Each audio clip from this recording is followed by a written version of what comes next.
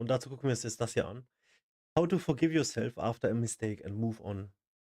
This right here, this oscillation, is the natural flow of life. And when you break down from that natural flow, you enter into death.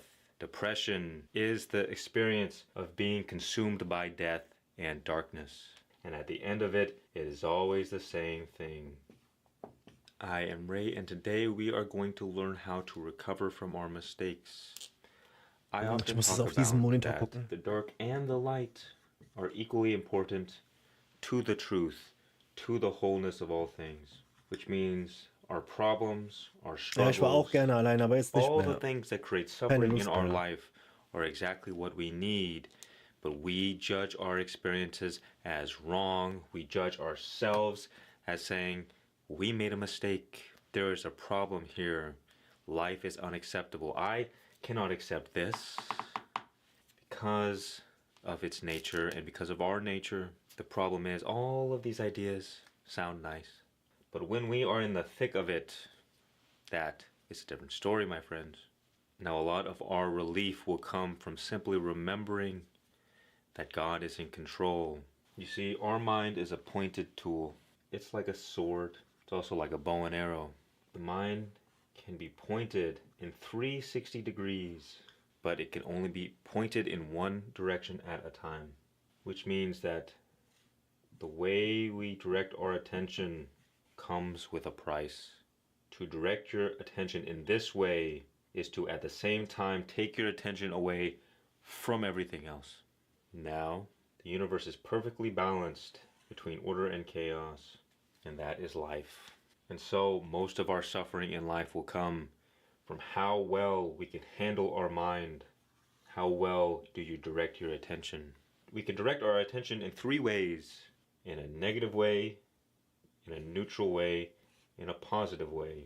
Imagine if there was two buckets, and every day we get to fill these buckets. One bucket is negative, one bucket is positive. And each day, with the things we focus our attention on, we cast our votes for the bad bucket or the good bucket. And these buckets lead to our best life, to heaven on earth, or our worst life, hell on earth. So let me ask you this. If there is a fire, can you put that fire out by pouring more gasoline on top of it? Most people would say, obviously not. And yet we betray our logic all the time, always. Just think about this. Here you are, and you have just made a mistake, and now you shall be punished. Just turn that smile upside down. You did something wrong.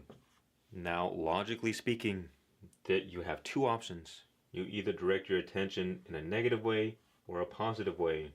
You either direct your attention in a way that serves to destroy you or a way that serves to build you up.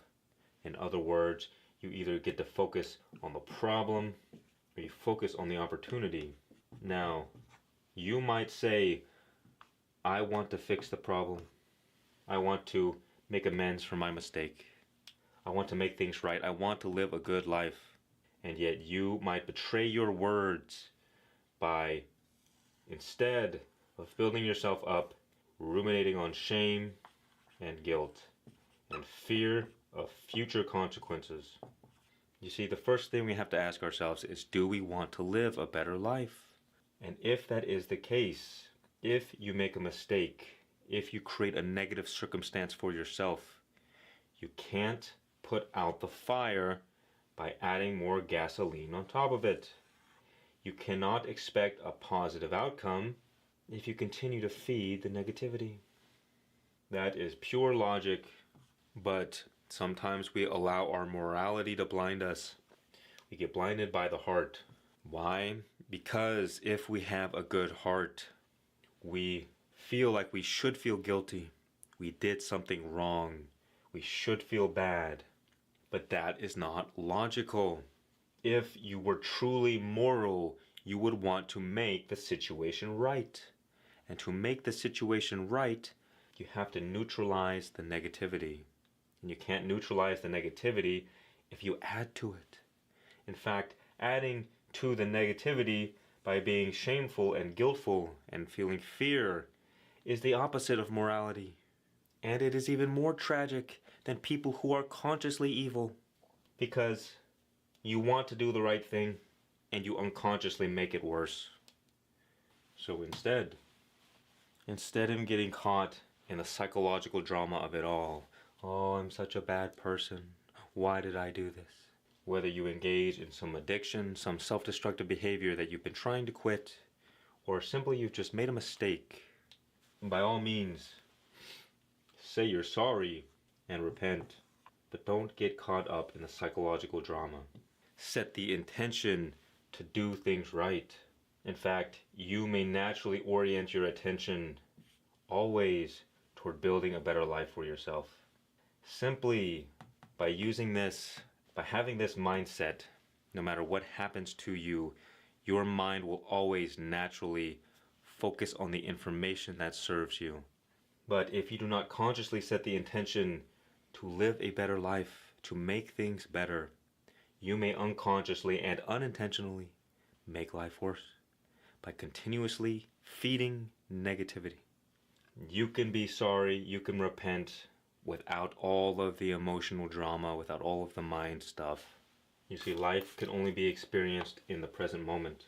If you allow yourself to ruminate upon the past, your mistakes, the things you've done, that will actively ruin the present moment, because in the moment you will be focusing on negativity. If you are always worrying about the future, that will destroy your future by ruining the present moment. Again, by focusing on negativity, it does no service to anybody, to anything, to focus on the guilt and the regret of the past, nor on the fear or the worry of the future, because both will ruin your present moment. I mean, the fact that you would be ruminating on the guilt of the past in the first place means that you feel sorry. It means that if you could have gone to the past, you would have done things differently, or else you wouldn't feel guilt. And so that is your true intentions. Your true intentions are to make things right, but you can't make things right unless your current present moment is free from negativity. Because so long as in the moment you are focusing on negativity, you are ruining your life. Instead, like a stoic, you remain non-attached to the past, to the future, but you remain neutral. With neutrality comes clarity. To most efficiently act in the present, we must have clarity. Because with clarity, we have more accurate information and therefore can make better decisions. There is absolutely no benefit to getting emotional about things. Because when you are caught in the grip of the emotional storm, you are blinded from the truth. And your whole reality is colored through a temporary emotional state. Statement zum Anschlag. What? And you do nothing but suffer. So you have to ask yourself, do I actually want to solve the problem? Do I actually want to make life better? Or do I just want to wallow in my suffering? Now the trick is Statement zum Anschlag. reacting to things like negative experiences or negative thoughts. Moment, was willst du? Soll ich ein Statement geben? Nicht jetzt, wir gucken das Video noch. Aber ich habe ein paar Videos auf meinem YouTube hochgeladen, was das Ganze dokumentiert hat. Dachte, du hast ein paar Worte dazu? Ja, wir haben schon 7 Stunden Stream hinter uns. Es ist einfach eine Tragödie. Weil ich bin aus Mannheim und meine Mutter war genau dabei, das Auto ist genau neben ihr vorbeigefahren. Und wenn du die Videos guckst auf meinem YouTube, ich habe die Clips von meiner Mom, ihr Handy da hochgeladen und die anderen Fotos kann man ja auf X sehen, ne? Also die mit den Körperteilen und so. Also ich habe mich heute genug damit auseinandergesetzt. Wir versuchen gerade das Ganze ein bisschen zu vergessen. Weil ich habe auch genug geheult, was das angeht. Also ich schäme mich nicht zu sagen, aber ich habe heute fast meine Mutter verloren und Ich habe noch ganzen anderen Scheiß am Laufen und das hätte mir überhaupt nicht gut getan heute. Aber das ist mein Statement dazu. Is but a habit that is fueled by our ego conditioning. What this means is that based on our identity causes us to focus on some things and not focus on others. Identity is the main thing that directs our attention. So for instance, if you identify as trying to be virtuous, I'm trying to be a virtuous and good person, every time you engage in an addiction or some kind of sin, because of this identity, you will naturally feel guilt and shame. There is nothing you can do about it. Your identity will force you into an emotional state. Now, does this mean we should not be virtuous? That is not what it means. It means we should be non-attached to identity. But how do we do this? And this is perhaps one of the most important things we can learn. It is not wrong to feel guilt, to feel shame, to feel negative. If we label these things as wrong, then we will resist them when they arise. We will say, these things should not be. We will judge these feelings, we will judge our experiences, and that is what it means to get caught in an emotional storm. But as you may know, the darkness and the light are equally important. The negative emotions are not bad, they're not wrong. So when you feel negative or when you think negative, stop judging yourself. Stop judging these emotions. Stop judging your experiences. Because it is in our judgment, it is in our labeling as things as wrong, that we resist them and that we suffer. But rather, the most important thing to do when you feel shame, when you feel guilt, when you feel fear, is to slow down and pause. You slow down and you feel the emotion fully. Because the resistance comes when we run away from these difficult feelings, when we run away from difficult thoughts and experiences. But if we can learn to be present with them, we will stop resisting them. Simply by observing these feelings, when you feel them in your body, you take your awareness and you shift it into that feeling and really try and feel the texture of that feeling. Focus as intensely as you can. The more you get pulled into your thoughts and reactions and judgments, the less present you are. And in your observing of them, in your feeling of them, you will enter into acceptance, and the negative feelings will be neutralized. How does Because this these work? feelings, the negativity, it can only feed off your resistance, and so you cannot be in acceptance and resistance at the same time. Most of our suffering comes from resistance, and we resist because we judge things, and we judge things based on our identity.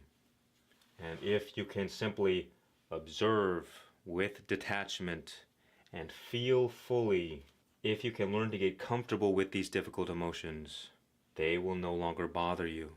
And so when you make mistakes in the future, and when the natural guilt, shame, or fear arises, you know how to deal with them.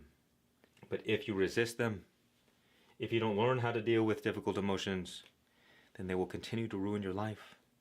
With clarity, with non-attachment, what you will find is you will see how these so-called mistakes, these problems, these difficult situations, you will see more clearly how they are designed for your highest spiritual growth. As it is said, God will never give you anything that is meant to destroy you. No burden too heavy. Anything that you experience is meant for you to be overcome. But God does not promise that if you place extra, unnecessary burdens upon yourself, God does not promise that you will survive. Oftentimes, the most suffering that we experience is the suffering we inflict upon ourselves through our self-judgment, through our self-hatred.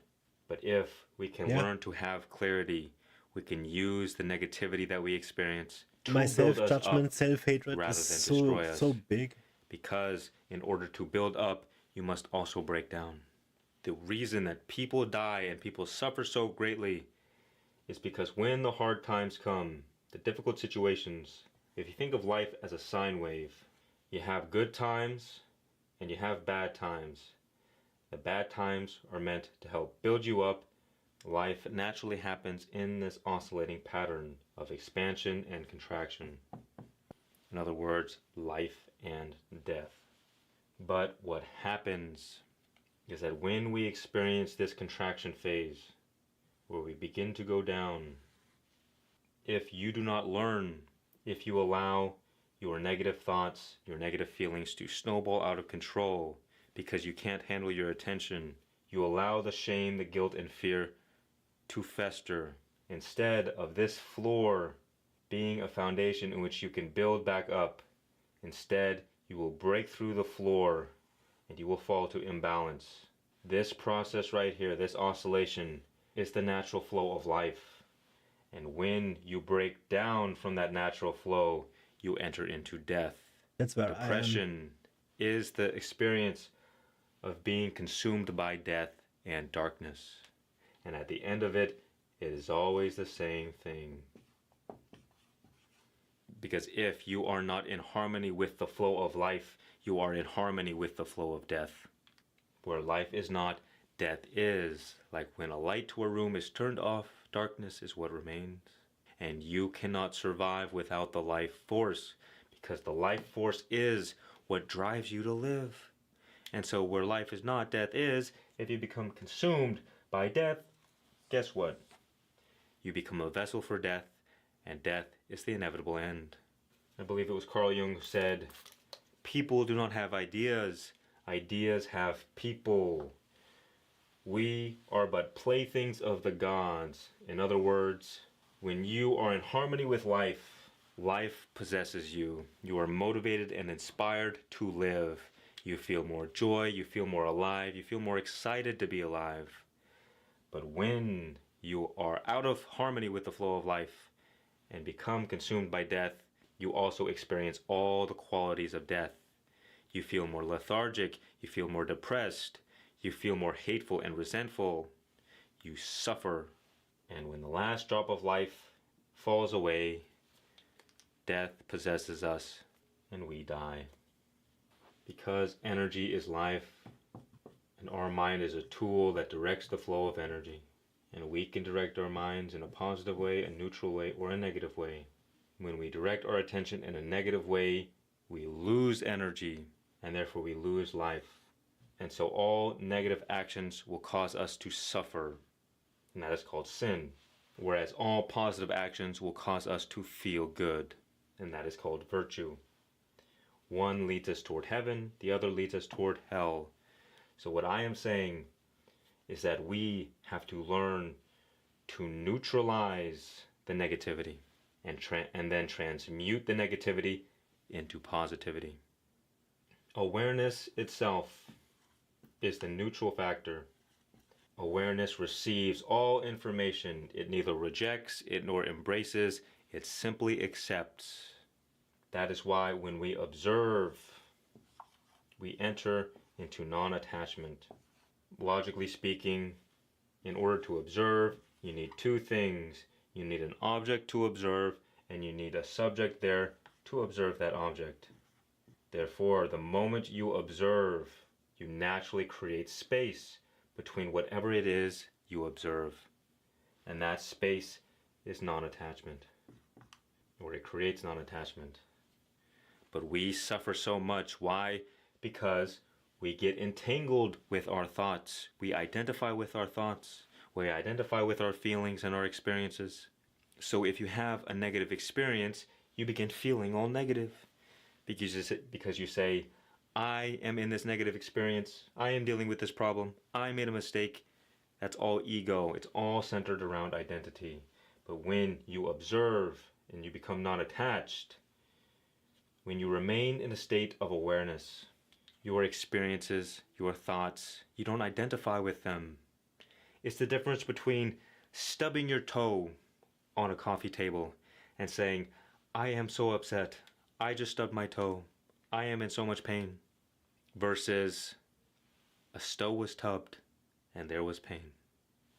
One One person identifies with the pain and the experience, the other does not. When you do not identify with your negative thoughts, with your negative experiences, the bite out of them is taken out. As the Buddha once told the parable of the two arrows, the first arrow we get hit with is by our unfavorable experiences, from pain, the things we do not want to have happen. Life hits us, and there's nothing we can do about it. That is the price of being in a body. So long as we live in form, there will always be pain. Bones will always break, hearts will always break. But there's a second arrow that we inflict upon ourselves in the reaction to the first. The first arrow is pain. The second arrow is suffering. Pain is a part of being alive. Suffering is optional. And so the only way to really deal with your suffering, when you make a mistake, dealing with the guilt and the fear and the shame, the only way out is through ideas. Philosophy is worthless without implementation. This information is not meant to be nice ideas. It's meant to be practical, for you to practically implement into your life, to relieve the suffering that you experience.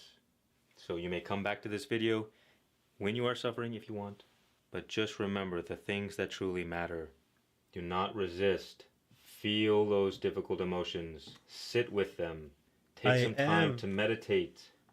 Sit with your negative thoughts. What? Observe them. Observe your feelings. Feel your feelings. Feel your thoughts, if that's possible. No, I get the goal we are trying fuck. to strive toward is acceptance. Because with acceptance, there is no resistance, and without resistance, there is no suffering. Oh my God, but how? Do not run away from your fear, from your shame, from your guilt, from your negative thoughts. Face them. Until but that's what I'm doing for 10 years. It is very difficult to accept them. When you accept them, you will stop labeling them as wrong, as negative, as bad. Thoughts are just thoughts. We give them meaning. Experiences are just experiences. We judge them. Therefore, we have all the power, because energy is power, and we have the free will to direct our energy in whichever way we want. This all helped me for all of my childhood trauma, I tell you. I had to sit with the demons, deal with them, no drugs, sit with the pain, and I did for so many years, and it helped.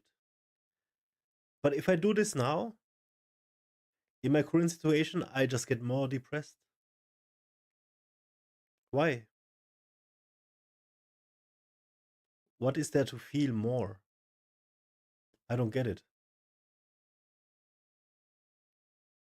Because it took so much time.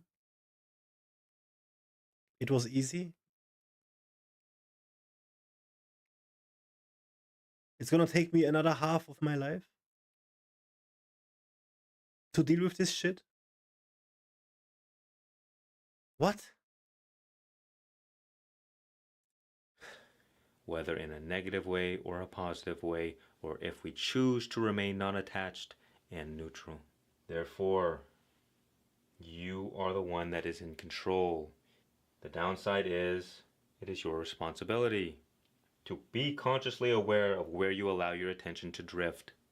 That begins with your mindset, with your attitude toward life. Okay, it's just so difficult. And if you want to change your attitude, if you want to change your mindset, you must simply be firm in your conclusion of this question. Do you want to live a better life or not? If the answer is yes, well then you will naturally orient your attention toward things that build you and away from things that don't. Doesn't matter what negative experiences come, doesn't matter what mistakes you make, doesn't matter what problems fall at your plate. You will be able to neutralize the negativity and transmute the negativity into positivity.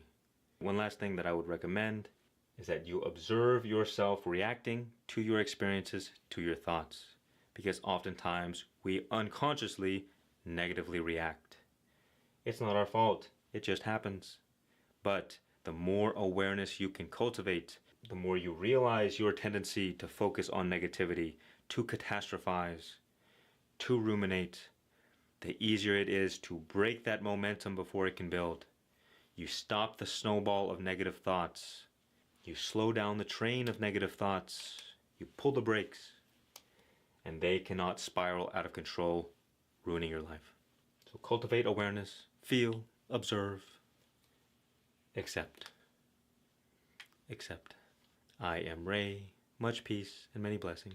And Ray. I get his message. It works on awareness situations where you hold on for a second, for a moment, and you think about why are you angry.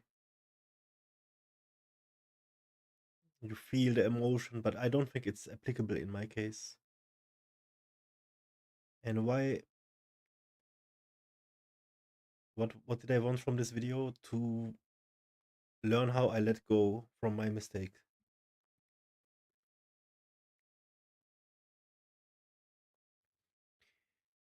What I learned is that I cannot put out fire if I put more gasoline.